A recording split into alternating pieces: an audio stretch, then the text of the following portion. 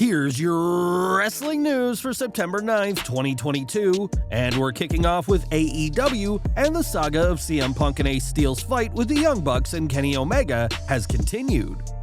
We've heard plenty from what happened after the infamous all-out post-show media scrum, and now Fightful Select have received Punk and Steel's side of the story.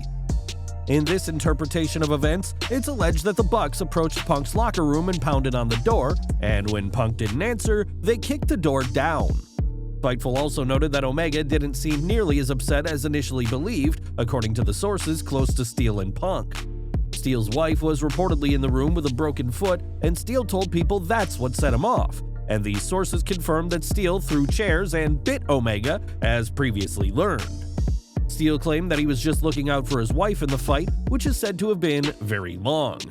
It was also confirmed that Punk did throw punches as previously reported, and that Brandon Cutler, head of talent relations Christopher Daniels, and AEW producer Pat Buck attempted to calm things down to no avail. The fight lasted about 6 minutes, and it's rumored that Punk sustained an injury in the chaos, though that hasn't been confirmed by neutral sources at this time. Instead, those close to Punk said he is injured, but that this happened during his world title win over Jon Moxley in the main event of All Out, not during the media scrum fight. Sources told Fightful that they weren't sure of what creative plans there are after Punk's incident and reported injury, and that several AEW talents noted they couldn't understand how Punk couldn't be fired following this incident. Many in AEW also expect Ace Steel to be let go by the company, and most of the AEW roster who spoke to Fightful said that if Punk and Steel aren't fired, heavy amends will have to be made for them to stay. Whatever happens next, Tony Khan won't be able to please everyone, and despite Punk being AEW's biggest name and their world champion, the AEW president will have to show him who's really in charge. One name Punk took issue with during his comments at All Out was Hangman Adam Page, branding the Cowboy a, quote, empty-headed dumb after losing the AEW World title to Punk earlier in the year, and being the subject of off-script comments by Punk a few weeks ago, you wouldn't blame the Hangman for being angry about how he's been treated. There were rumors that Page had exited AEW following the All Out comments, but Mike Johnson states that this isn't the case.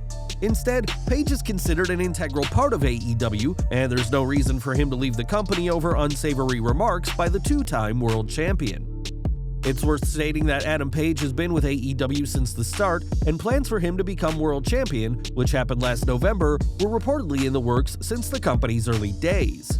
Ultimately, Page isn't letting Punk's words cause him to quit, and doesn't seem to be fazed by some harsh comments, which is more than can be said for the world champion. After Punk's explosive comments and reports of a fight, many wrestling fans were suspicious and claimed that this is all a work. While this incident certainly has had fans talking, it's certainly not a work, as the upcoming legal proceedings will prove. On the latest Wrestling Observer Live, Brian Alvarez said he'd be extremely surprised if anyone involved in the fight ever worked together again, adding that there will be lawsuits. There's gonna be lawsuits, there's gonna be legal issues, there's gonna be investigations. This is not a work. If Punk did throw the first punches as covered, then the AEW World Champion could be facing an assault charge, while Ace Steel's use of a chair as a weapon will likely earn him some time in front of a judge. Alvarez also stated that everyone who was in the room will be questioned by authorities and attorneys in what will be a tense time for certain. With Dynamite just a few hours away, this could be one of AEW's most viewed shows, but not for the action in the ring. The idea that this could be some kind of work has proven to be popular with some fans, but what happened after All Out is most definitely real. Tony Khan has not commented publicly on the matter yet, and if it was a work, you'd expect Khan to have made some statement, or at the very least, used the incident to promote Dynamite. During Wrestling Observer Radio, Dave Meltzer addressed the situation, confirming Alvarez's report that this has become a legal issue. It absolutely 100% is not a work. I can tell you there's legal people involved, a lot of legal situations involved, and it can be very messy. I think that's one of the reasons why AEW is not allowed to talk about it.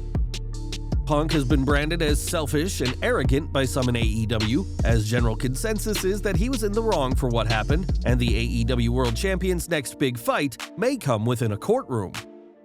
More from the Punk story now, as while the AEW World Champion is still employed, at least for the time being, punishments are already being handed out. In the Wrestling Observer newsletter, Dave Meltzer confirmed initial reports that people were being suspended, writing, "There are suspensions stemming from the Sunday fight that was a result of Punk's post-all-out press conference comments where he called out the EVPs of AEW in addition to Hangman Page, Colt Cabana, and MJF with inflammatory language." Brian Last of the Wrestling News podcast, who reports that several AEW employees have been suspended by Tony Khan, and that they were in the room for the brawl between Punk and the Elite.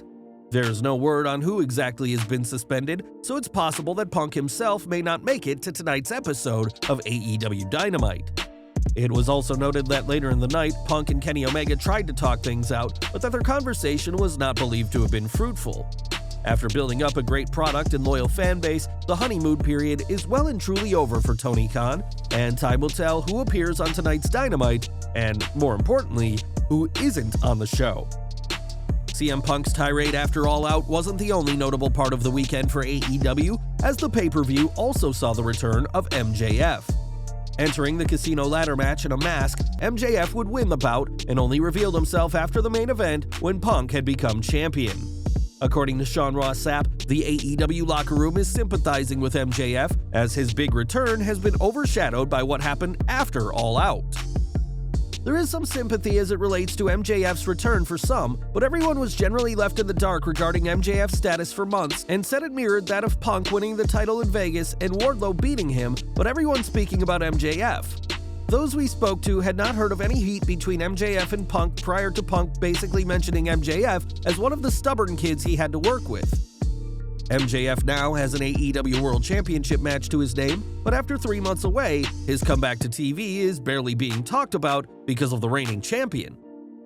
During this week's Raw, Braun Strowman made his return to WWE over a year after being released by the company. In his time away from WWE, Strowman worked under his real name, Adam Scherr, and co-founded the Control Your Narrative promotion, which is now missing its biggest star. Following Strowman's return, EC3 issued a statement on behalf of their company, admitting that he's not entirely sure what the future holds. Control Your Narrative, CYN, would like to wish Adam Scherr the best on his return to form as Braun Strowman in the WWE. To control your narrative is to tell your story, and the story of Braun Strowman is unfinished business. With Adam's return to WWE, the vision remains the same, but the immediate future is unknown. Strowman isn't the only big star CYN has lost, as Karrion Kross also appeared for the promotion, but has also opted to do bigger things with WWE. We'll have to see what the future holds for Control Your Narrative, but after losing 2 of their biggest names, the future doesn't look too good for the upstart promotion. Strowman made an impact on this week's Raw, demolishing 4 tag teams in his first night back on the show. The former Universal Champion was even sporting some Raw red jeans for his comeback, but fans shouldn't expect to see him on Monday nights. We stated yesterday how Strowman will be on this Friday's SmackDown, and according to PW Insider, the Monster Among Men will be staying on the blue brand.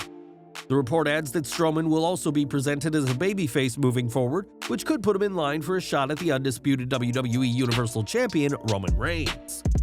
It was back at Payback 2020 in a triple threat match including Bray Wyatt that Reigns pinned Strowman to become Universal Champion, and the 2 former rivals could have a tense reunion as soon as this Friday.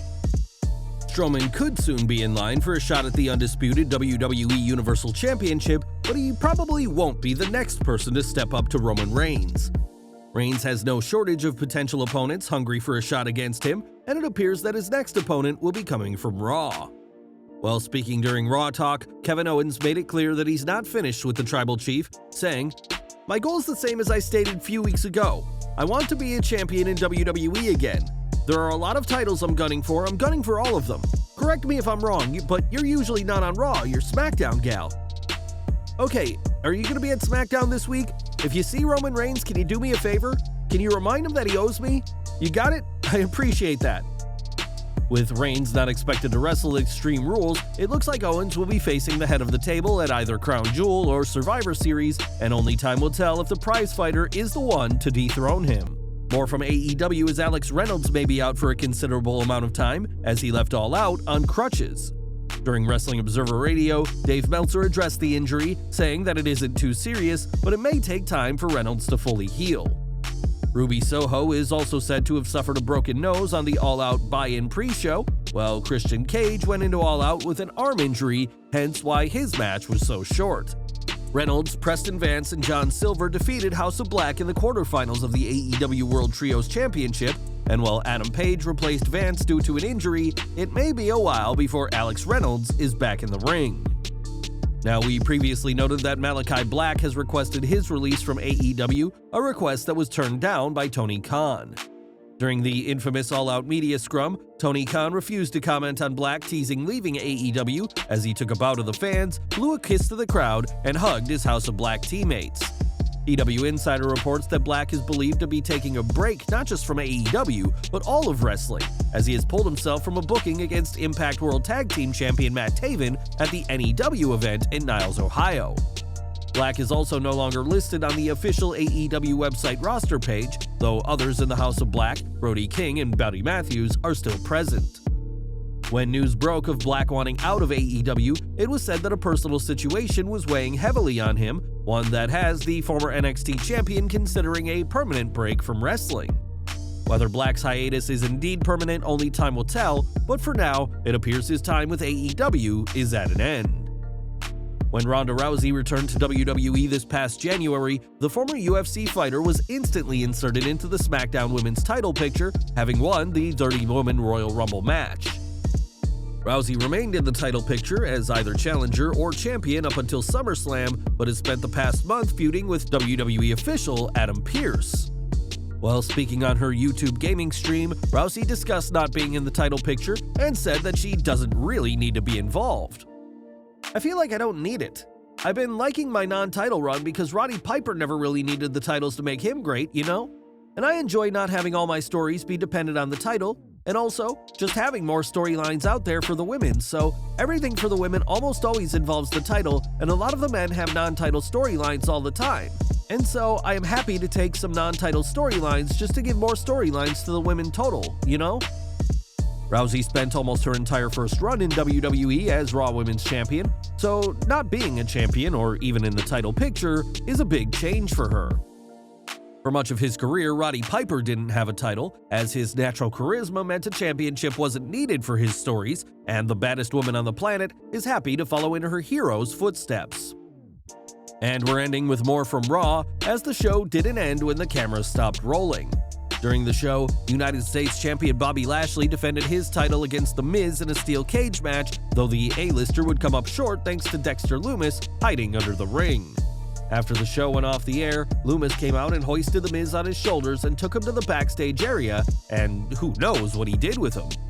This Lumis-Miz feud has been very one-sided so far, and fans have been entertained, so we're interested to see what condition the two-time WWE Grand Slam winner is in during next week's Raw. Well guys, that's our news for today. Please share your comments below.